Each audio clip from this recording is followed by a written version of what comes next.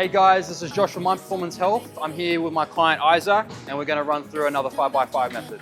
Let's go. Now we're gonna do his working sets with 5x5. Working set, 27.5. You wish Chest up. cause I know you're someone special. Oh, I feel the pressure. I don't want this moment to end. All right, now we're gonna be going into our working set with tricep dips. We're gonna be going weighted with 7.5 kilos. 4 hammer curls with 8 kilos for 8 reps. Last one, strong. Got it. We're gonna be doing dumbbell tricep extension. This is the dream. I hope you realize love is right here with me. I hope you realize. All right, we're gonna be going into his last supersets.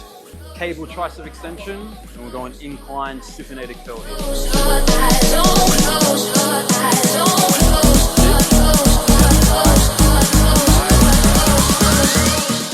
All right, and that is us finished for today. Finish our arm session, well done. Today we hit some PBs on tricep dips. We got up to 12.5 kilos.